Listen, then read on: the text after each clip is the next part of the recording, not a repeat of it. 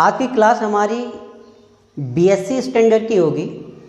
जो बच्चे एकेडमिक में अपना फ्यूचर बनाना चाहते हैं या हायर एजुकेशन में जाना चाहते हैं, तो उन बच्चों के लिए जो आज हम स्टार्ट करने जा रहे हैं, एब्स्ट्रैक्ट अलजेब्रा का मैं ग्रुप जो आपके पास टॉपिक है उसको स्टार्ट करने जा रहा हूँ। याद रखिए स्टूडेंट, जो बच्चे हायर एजुकेशन के लिए जाना चाहते हैं और अपना फ्यूचर हायर एजुकेशन में बनाना चाहते हैं, और नेट एक होता है जो कि नेसेसरी कंडीशन होती है हायर एजुकेशन के लिए, नेशनल एलिजिबिलिटी टेस्ट जो होता है, उसको अगर क्वालिफाई करना है तो आपको बीएससी और एमएससी लेवल को बहुत अच्छे तरीके से तैयार करना होगा, जिसकी स्टार्टिंग याद रखिए बीएससी का जो हम एब्स्ट्रैक्ट अलजेब्रा स्टार्ट करने जा रहे हैं, इसके लिए ये बहुत ज़्यादा ज़रूरी है कि बच्चों को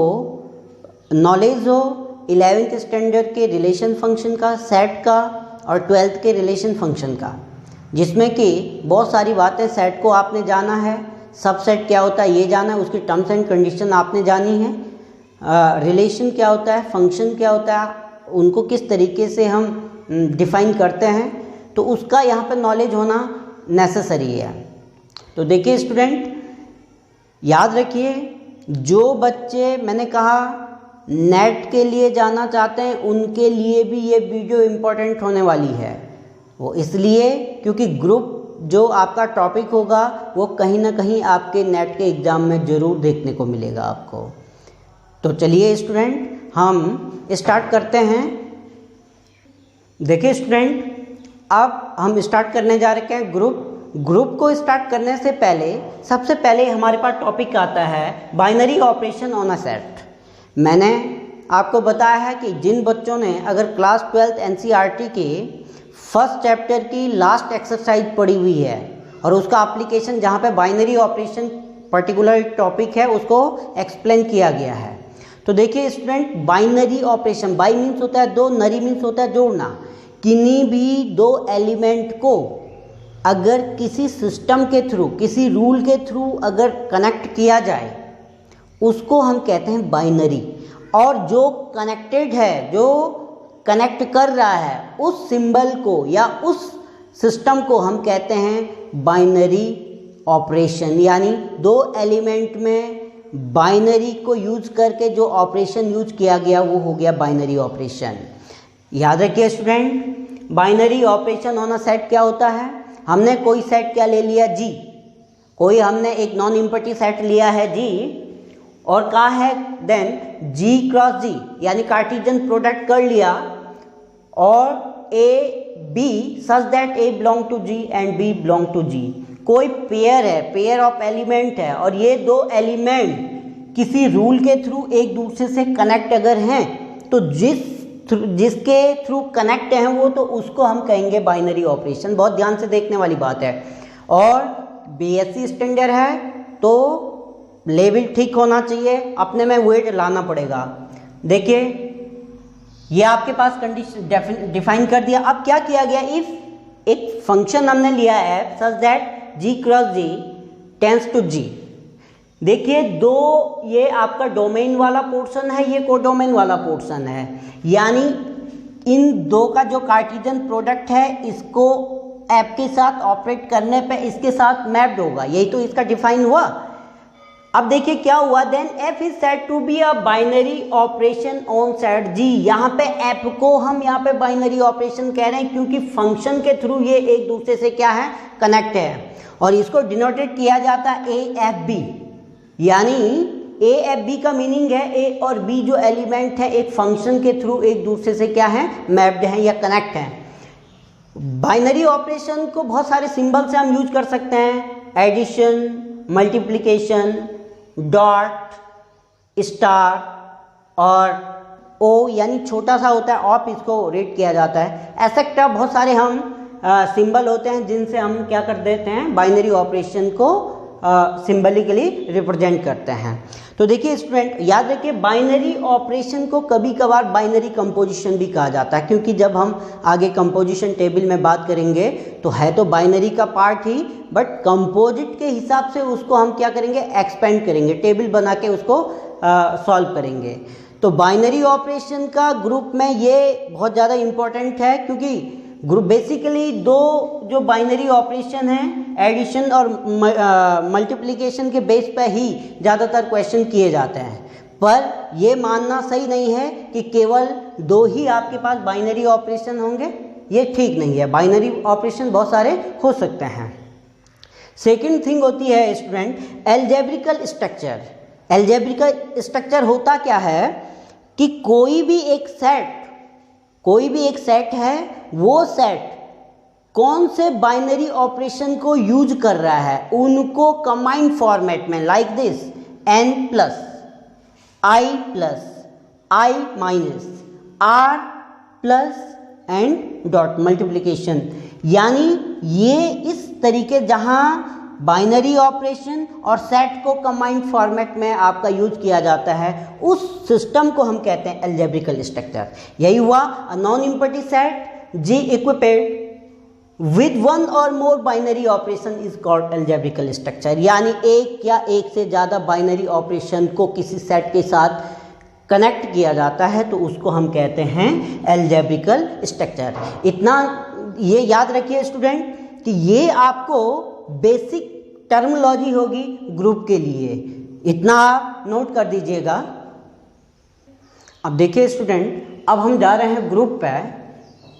ग्रुप को जानने के लिए सबसे पहली बात आपको बाइनरी ऑपरेशन आ गया, एल्जेब्रिकल स्ट्रक्चर आ गया। दो बातें अगर आप जान गए तो ग्रुप होता क्या है कि कोई आप क्या ले लेंगे, एक सेट ले लेंगे, सपोज दैट जी कोई सेट आपने ले लिया, नॉन एम्प्टी सेट है, और स्टार कोई आपने ले लिया, star be a binary operation.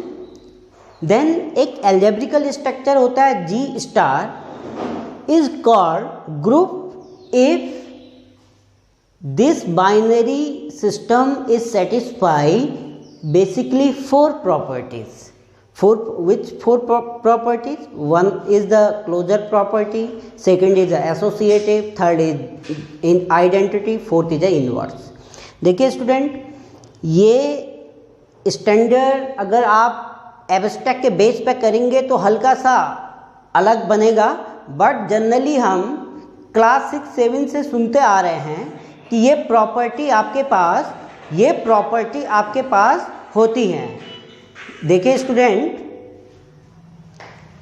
अब इसको मैं डिफाइन करने जा रहा हूँ।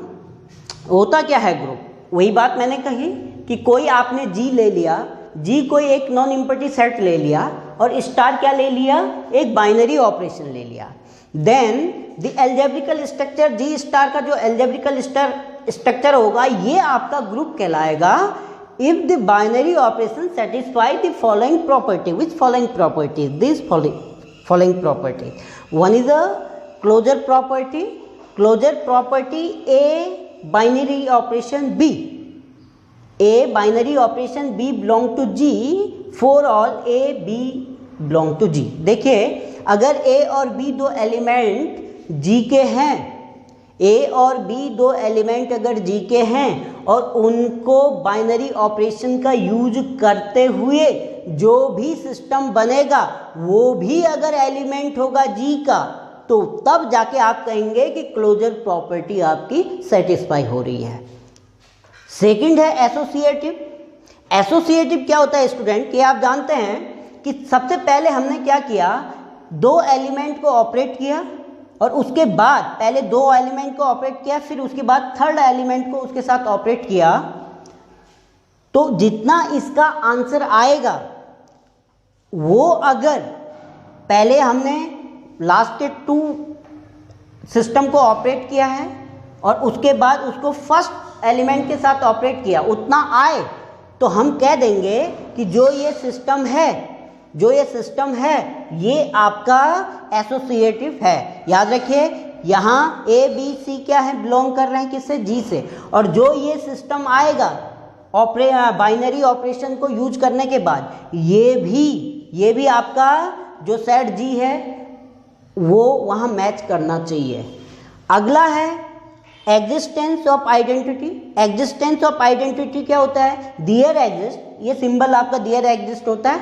मैं एक बार सारे के सारे सिंबल आपको अगली वीडियो में बता दूंगा कि क्या उनका मीनिंग होता है। सिंबलिकली रिप्रेजेंटेशन आना ही चाहिए क्योंकि ये बहुत ज़्यादा इंपॉर्टेंट होते हैं मैथमेटिक्स के पॉइंट ऑफ व्यू से। There exist E is the identity, E belong to G such that E binary operation A equal to A and equal to A binary operation E। देखिए E binary operation A आ गया, A binary operation E A आ गया। अगर ये condition आपकी fulfil हो रही है, ये कंडीशन आपकी फुलफिल हो रही तो हम कहेंगे ये जो है, ये जो ग्रुप है वो आइडेंटिटी को भी शो करता है। और यहाँ जो एलिमेंट ए है वो किससे बिलोंग कर रहा है? जी से कर रहा है। अगला है एग्जिस्टेंस ऑफ इनवर्स।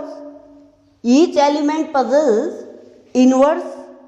प्रत्येक एलिमेंट क्या करता है? अपना एक इनवर्स रखता है। Whenever A belong to G, there exists an element B also belong to G such that A binary operation B equal to E। E means identity, यानी binary operation apply करने पे दो एलिमेंट का result अगर एक identity आ रहा है और हम पहले एलिमेंट को लेके चले हैं A belong to G, तो 101% हम कह सकते हैं कि जब दो एलिमेंट को ऑपरेट बाइनरी ऑपरेशन का यूज करके आइडेंटिटी मिल रहा है तो यहाँ पे क्लियर है कि B is the inverse of A, तभी तो आइडेंटिटी आया होगा, इनवर्स आया होगा। ये याद रखिए, किसी भी एलिमेंट को बाइनरी ऑपरेशन अप्लाई करने, किसी दूसरे एलिमेंट से बाइनरी ऑपरेशन अप्लाई करने पे आइडेंटिटी आता है तो हम कह देते हैं कि वो जो एलिमेंट है वो इनवर्स है इसका। और इनवर्स आने की पॉसिबिलिटी यही है कि बाइनरी ऑपरेशन अप्लाई करने पे आइडेंटिटी मिलना चाहिए। अगर आपके पास ये कोई भी सेट, कोई भी अलजेब्रिकल स्ट्रक्चर ये चार प्रॉपर्टी को फुलफिल करता है तो आप कह सकते हैं कि वो क्या है? ग्रुप है। वो क्या है? ग्रुप है। इससे अगले हम बात करेंगे अबेलियन ग्रुप है या कम्यूटेटिव ग्रुप कह सकते हैं। कम्यूटेटिव ग्रुप क्या होता है मैं ऑरली बता देता हूँ, अभी डिफाइन करवा दूंगा। जो कम्यूटेटिव ग्रुप होता है या अबेलियन ग्रुप होता है उसमें क्या होता है? चार प्रॉपर्टी तो आपकी ये हो गई और एक अगली प्रॉपर्टी अबेलियन और कम्यूटेटिव भी अगर वो फुलफिल कर रहा है तो उस ग्रुप को हम कहेंगे अबेलियन ग्रुप। ये बात याद रखिए, अबेलियन ग्रुप ये आप लोग जानते होंगे। अबेल मैथमेटिक्स का सर्वोच्च सम्मान होता है, सबसे बड़ा जो सम्मान होता है वो होता है अबेल। अबेलियन प्रॉपर्टी उन्हीं के नाम पे है जिसको हम कम्यूटेटिव प्रॉपर्टी भी कहते हैं। तो पहले स्टूडेंट आप इतना नोट कर दीजिएगा। अब देखिए स्टूडेंट, अब हम बात करने वाले हैं, अभी जो मैंने बताया है कि अबेलियन ग्रुप क्या ग्रुप होता है कि अगर आपके पास फर्स्ट 4 प्रॉपर्टी और कम्यूटेटिव प्रॉपर्टी यानी 5 प्रॉपर्टी अगर फुलफिल होती हैं तो उस ग्रुप को आप कहेंगे अबेलियन ग्रुप। ये बात क्लियर है, इसमें ज़्यादा कोई दिक्कत है नहीं। अबेलियन ग्रुप आप जानते हैं कि A binary operation B equal to B, binary operation A होता है, फॉर ऑल A और B बिलोंग टू G करते हैं, यानी इनका रिजल्ट भी कहीं ना कहीं ग्रुप G को सेटिस्फाई करता होगा। अब देखिए स्टूडेंट, अभी 4 प्रॉपर्टी अगर कंप्लीट फुलफिल होती हैं तो उसको डायरेक्टली हम ग्रुप कह देते हैं। बट उनमें से अगर कुछ ऐसा सिस्टम बनता है कि केवल एक प्रॉपर्टी यूज हो रही है, 2 प्रॉपर्टी यूज हो रही है या 3 प्रॉपर्टी यूज हो रही है, तो उनको हम किस तरीके से उसको डिफाइन करेंगे। तो देखिए स्टूडेंट, सबसे पहले ग्रुपोइड होता है जिसको हम क्वासी ग्रुप भी कहते हैं। ये क्या होता है, किसको हम ग्रुपोइड कहते हैं?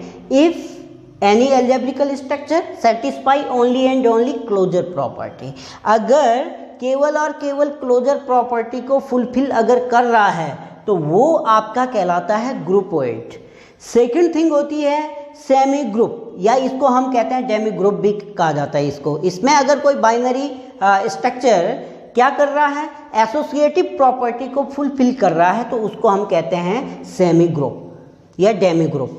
अगला होता है मोनोइड। मोनोइड क्या होता है कि कोई भी एल्जेब्रिकल स्ट्रक्चर अगर एसोसिएटिव और आइडेंटिटी प्रॉपर्टी को रखता होगा तो वो आपका कहलाता है मोनोइड।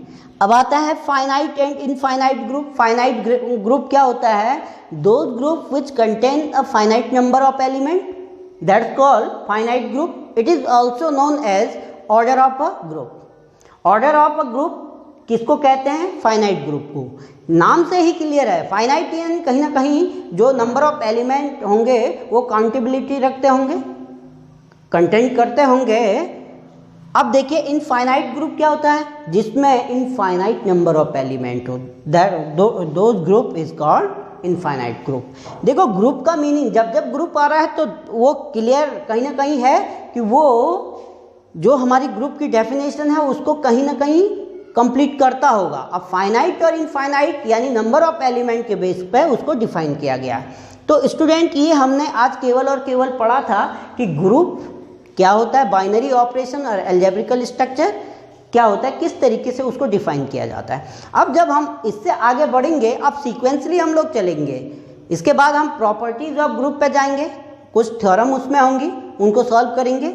कंप्लीट मैं सिलेबस करवाऊंगा एब्स्ट्रैक्ट अलजेब्रा का, जो आपके पास बीएससी 4th सेमेस्टर में होगा। और कोशिश करूंगा कि जो बच्चे नेट की तैयारी कर रहे हैं उनके लिए भी मैं अच्छे से मैटर तैयार करके आपको दूं।